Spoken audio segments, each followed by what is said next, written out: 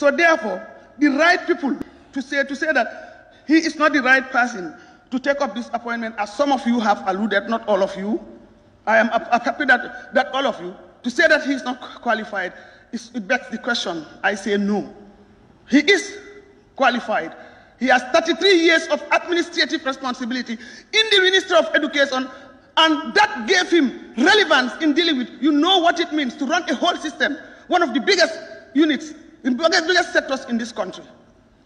And it was with success. We have seen what he has done.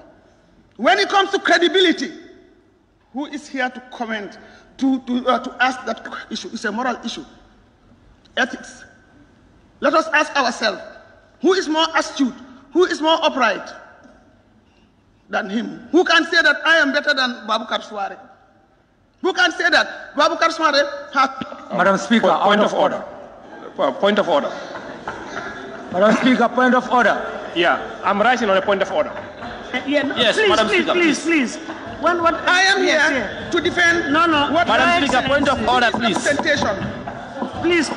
Please. Honorable members, calm down. Please, Your Excellency, can we put your microphone off? Your mic, please, off. It's yes, on. Thank you. Yeah. Your mic... It's on. Is it on? It's on now. Can you put it off, please? You want me to put it off? Members, let's just take it easy. Take it easy. I understand. I cannot raise a point of order. I know. Honorable member for Upper Salo. Yes. Thank you very much, Honorable Speaker. I'm rising on a point of order. Is okay?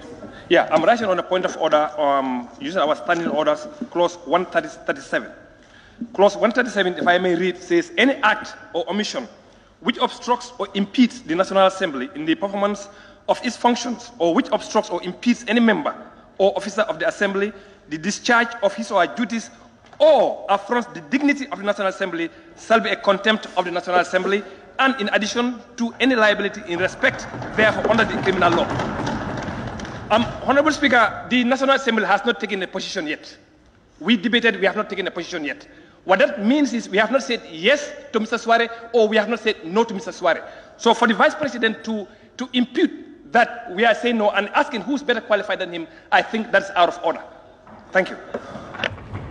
Another point of order, please. I think the issue has been raised. Everybody will take note of that. Let us proceed, please. Let's allow Her Excellency. Of course, I'm sure... Thank you very much, Madam President. She's taken note of what has been observed. I have taken note of everything, and the records are there. So let us work with integrity and dignity in this aspect. In my introduction, I said we are not here for anything but for the nation.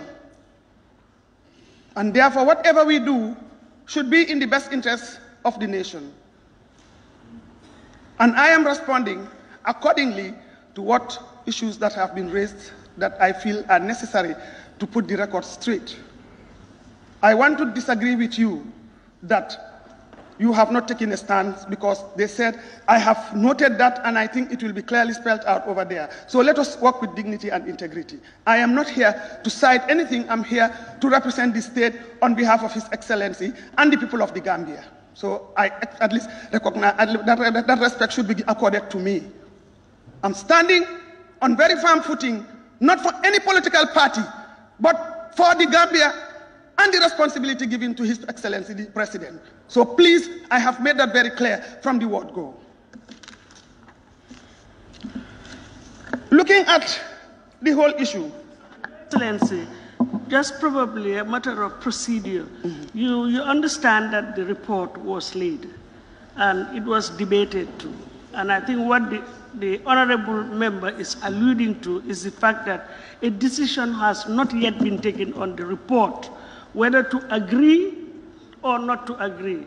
They have made their observations, but we've not yet taken a vote on that. So I think that's one of the points. So I am here to represent and defend those issues that are raised. I don't want to influence our minds, but just to put things as they come. We want to move this country forward. We are not going to do anything that is outside the Constitution. If you listen to him carefully, he has exercised it. but to make things easy and the situation we have inherited in this country, and to move the country and to make sure that the reforms that we want are on time, they are done diligently, we must allow certain things to move so that we can get some of the issues you are raising. These are things that you have raised. They may be necessary. They may not be necessary, I don't know, but these are issues you raise. They can only happen in a context.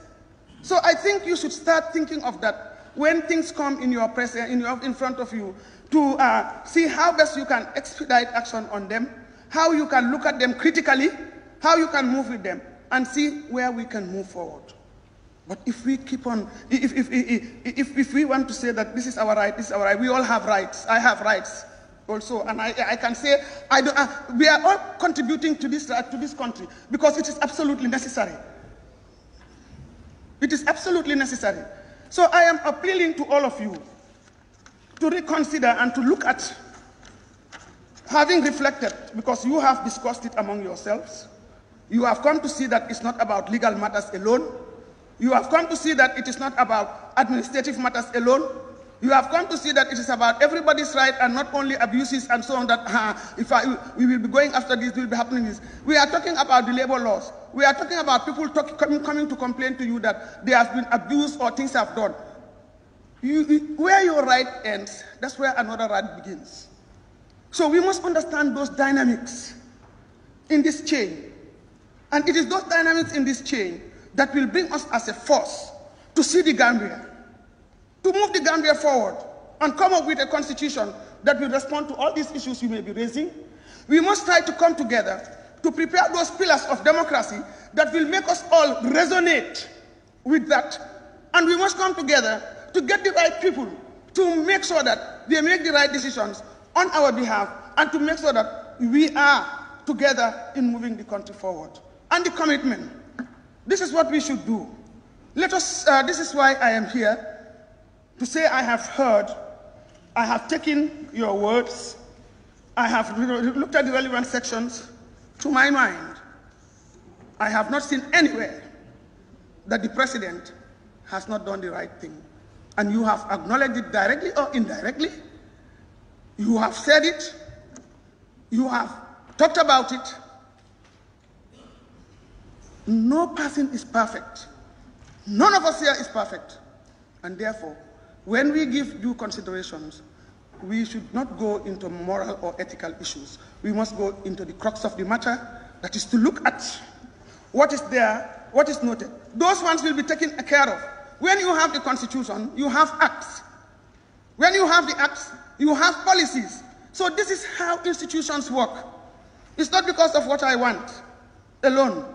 We all have to look at the procedures, follow due diligence, and make sure that we get the right procedure that will give us the best result for all of us. For all of us. And the people who we represent, to get what we want. We are all coming from a very brutalized situation. That's why we created the chain. If everyone wants to pay back, if everyone wants to do anything, some of us will not be here today. And I will always say that. We have to look at what we can do based on professionalism, based on due diligence, transparency, and everything. And that is what His Excellency, the President, is doing with his executive. You are here to do the checks and balances. We also have checks and balances. We have other bodies that are going to do the checks and balances. But if we want to follow everything to the toe, then the change we desire may not be here. So I beg to differ from you people with what you have said. If you can reconsider the position that you are taking based on the analysis that I am making, and based on the analysis that some of you have made constructively. I have seen a lot of constructive engagement from all of you, some of you, I've seen it. It's not about criticism, it's about procedural matters. Raising the consciousness of some of us and you to the matters, which we must appreciate, to sit down and look at the best interests of the country and move this country. It is not about me, it's not about you, it's not about President Barrow. It is about the Gambian people.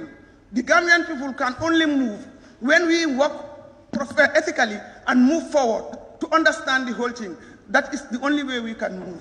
So I beg to call your attention to this very important outcome. I will present the report to His Excellency. I am not going to influence anything. I am here to listen to him. I am here to report to him. I am here for him to follow the deliberations and then come up with his decision. I know he is a committed person to the nation. He has the political will to move this country forward and is ready to engage constructively by following all the due diligences, following everything that is needed for us to move the country. On that note, thank you very much. Thank you very much, Your Excellency. Honorable members, I now put the question. Yes, it has been moved and seconded that this Honorable Assembly do adopt the report of the Public Appointments Standing Committee on the appointment of Mr. Babukar A. Touray as Ombudsman in accordance with Section 164(1) of the 1997 Constitution of the Republic of the Gambia. Those in favor, please say aye. Aye. Those not in favor, please say no. So the ayes have it. And thereafter, may I now put the further question on the motion, be it resolved that this Honorable Assembly do confirm the appointment of Mr. Babukar A. Touray as Ombudsman in accordance with Section 164, subsection... Sorry, no. Look, there was a report laid, right? Now, there was also a motion tabled. I mean, so we have to take a vote on both. Right or wrong? Thank you.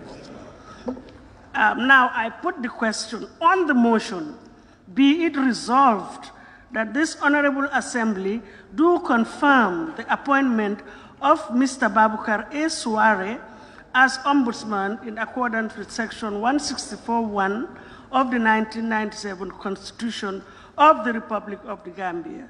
Those in favor, please say aye. Those not in favor, please say no. No. So the noes have it. And then I'll put the final question on that note. Be it resolved then that this August Assembly do stand adjourned, sine die. Those in favor, please say aye. Aye. Those not in favor, please say no. So the ayes have it. The Assembly now stands adjourned, sine die.